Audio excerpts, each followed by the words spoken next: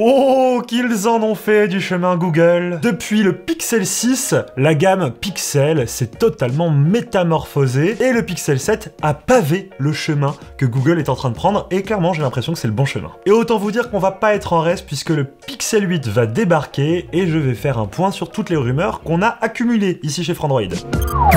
Avec toutes les fuites qui sont apparues sur internet, des personnes se sont amusées à faire des rendus de ce à quoi devrait ressembler le Pixel 8 et le Pixel 8 Pro et vous le voyez, ça ne s'éloigne pas totalement d'un Pixel 7. Je vous montre les dos côte à côte, Pixel 8, Pixel 7, Pixel 8, Pixel 7, bon, bah pas beaucoup de différence. Si ce n'est qu'on a une différence notable, surtout sur le Pixel 8 Pro, on aura un écran plat. C'était pas le cas sur le Pixel 7 Pro qui était un peu incurvé, pas beaucoup, mais un petit peu. Bon là, on abandonne l'idée, c'est plat. Et c'est pas une mauvaise chose puisqu'on le voit chez la plupart des constructeurs actuellement, l'écran incurvé, ça commence à être un petit peu obsolète. Et c'est vrai que sur le Pixel 7 Pro, c'était tellement peu incurvé qu'on se demandait pourquoi ils s'étaient embêtés à faire quelque chose d'incurvé tellement ça servait à rien quoi, ça ne donnait aucun effet. Donc plat c'est bien. Allez, on regarde maintenant le module photo et très clairement, bon sur le Pixel 8 classique ça ne change pas. Par contre sur le Pixel 8 Pro, on a de la différence. Le Pixel 8 Pro, vous le voyez, il a intégré son téléobjectif totalement dans la bulle avec les deux autres objectifs, alors que sur le Pixel 7 Pro, le téléobjectif était séparé. Mais on a aussi un petit point noir mystérieux. On ne sait pas à quoi il sert. Moi, j'ai ma petite idée. Ça sera pas un capteur x3 comme sur un S23 Ultra, certainement pas. Moi, je pense que ce sera un capteur LiDAR ou ToF ou laser pour pouvoir améliorer la mise au point rapide. Même si le Pixel 7 Pro n'avait aucun problème sur la mise au point. Mais c'est vrai que ça peut toujours permettre d'améliorer la rapidité de mise au point ou même le détourage du mode portrait ou d'autres fonctionnalités de ce type-là, quoi. Bon, sinon, niveau design, on ne change pas une formule qui gagne. Ça ressemble énormément à ce qui se faisait avant. Mais il y a quelques petits ajustements qui sont pas de refus. Déjà, les coins du smartphone sont plus arrondis que ce qu'on avait sur la génération précédente. Ça donne un petit côté S23 qu'on aime bien. Le design, ils ont bien fait de regarder à côté. Hein. En plus de ça, de ce qu'on voit sur les dessins industriels qui ont pu fuiter, ou etc., les tranches, les arêtes, elles ont l'air d'être un peu moins bombées que sur la précédente génération. Donc c'est vrai qu'en main, on va un peu plus sentir son smartphone avec les arêtes un peu plus tranchantes, mais moi je trouve que ça donne toujours une sensation de finesse et surtout une meilleure prise en main. Clairement, avec ces designs-là, le smartphone semble encore plus haut de gamme que ce qu'il a été. D'ailleurs, sur le Pixel 8, le petit modèle, sur le module photo, si vous regardez bien, on récupère l'effet métal chromé qu'on avait sur le Pixel 7 Pro de l'an dernier. Donc en fait, ce qui était haut de gamme l'an dernier devient la norme sur tous les modèles aujourd'hui. Après, de ce qu'on voit, le dos sera en vert brillant. Et bon, je sais que dans mes collègues, il y en aurait qui auraient prié pour avoir un dos en vert mat. C'est vrai que niveau traces de doigts, c'est pas ouf, les dos brillants. Mais peut-être que dans les coloris que vont proposer Google, il y aura des dos mat.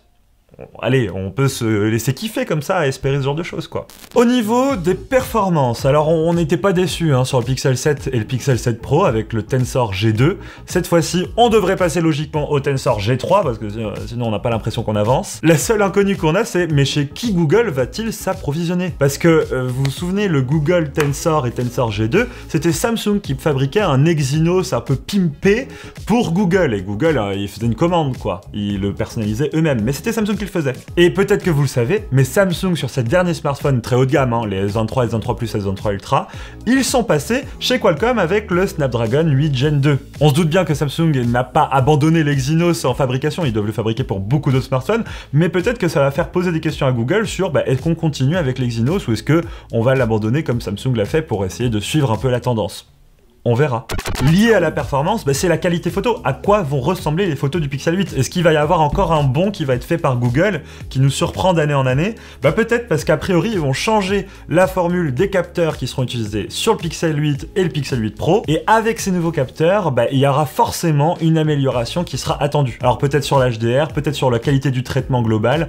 On verra ce qu'ils vont faire avec cette puce G3 et les nouveaux capteurs. Mais a priori, il devrait passer encore un nouveau cap cette année. En tout cas, c'est ce qu'on espère. Après, moi, j'espère aussi que Google ne suivra pas à 100% la tendance des smartphones en ce moment, qui est à monter les prix. Très clairement, s'ils continuent de vendre, par exemple, le Pixel 8 à 650 €, comme le Pixel 7 l'an dernier, on va être extrêmement agressif sur le marché, surtout quand on voit en face Apple, Samsung et d'autres augmenter leur prix sur leurs smartphones haut de gamme, parce que je rappelle, le concept du Pixel, c'est d'avoir tout d'un haut de gamme à un prix réduit. J'espère qu'ils vont garder cette raison d'être, quoi. En tous les cas, certainement que ces Google 8 et 8 Pro seront annoncés ou montrés ou teasés à la Google I.O. du 10 mai, mais attention, ça sera sûrement pas les seuls. Il y a une jolie rumeur qui nous fait croire à un Pixel Fold depuis maintenant presque plusieurs années. Les rumeurs les plus chaudes disent que le Pixel Fold sortirait dès juin. Je vous montre actuellement les rendus qu'on a eus. Ce format-là serait dans nos mains dès juin 2023. Et autant vous dire que ça va faire du remue-ménage, parce que Google qui se lance dans du pliant en juin, quand tu sais que Samsung lance toujours son pliant en août, ça va faire du bruit, hein. Surtout s'ils arrivent à faire un truc avec un bon rapport qualité-prix, dans la même idée que les Pixels. Quand on voit le prix des Fold de Samsung, ça peut faire peur. Mais de l'autre côté, les rumeurs sont pas très rassurantes à ce sujet-là. A priori, on serait sur un prix très élevé, du type 1400, 1700 €. On entend un peu tous les sons de cloche, mais on serait sur un prix élevé. Donc à voir ce que ça donne. Surtout que moi quand même, niveau design, je suis pas fan à l'intérieur. Il y a des énormes bordures en bas, en haut. SVP, Google, on est en 2023. À partir de là, on fait des bordures fines, quoi. Mais peut-être que ce qui vous intéressera le plus, ce sera le futur champion du rapport qualité-prix, le Pixel 7a. Et moi, comme ça, je le sens, ça va être le produit à surveiller de près, parce que s'il embarque tout ce que Google fait de mieux sur le Pixel 7, mais avec quelques concessions, du type le dos il pourrait être en plastique ou des choses comme ça, des concessions que moi j'accepte 100%, surtout que le plastique ça ne casse pas contrairement au verre. Franchement, là, ce produit-là pour moi c'est the produit de 2023, quoi. Bref, que de spéculation, que de petites nouvelles comme ça qui nous font rêver sur ces produits-là. En tout cas, on croise les doigts. Dites-moi dans les commentaires, vous, ce que vous attendez de cette Google I.O. Et puis surtout, quelles sont vos prédictions concernant le Pixel Fold? Parce que ce produit-là, on n'en sait pas grand-chose, si ce n'est qu'il y a des petits leaks de design. Mais niveau fonctionnalité, etc., à quel point ils vont marcher sur les plates-bandes de Samsung, ça, c'est la grande question. Et surtout, on espère qu'il sortira en France, parce que Google, c'est un peu les rois pour sortir des trucs qu'aux États-Unis. Dans tous les cas, abonnez-vous à cette chaîne si vous voulez suivre l'actualité sur les pixels. Nous, on essaye de faire des récaps assez régulièrement. Et sachez qu'on est aussi régulièrement en live sur Twitch pour pouvoir répondre à vos questions en direct. Donc essayez de vous connecter, on met le lien dans la description. Sur ce, vive Google, vive la technologie et vive les smartphones. Ciao!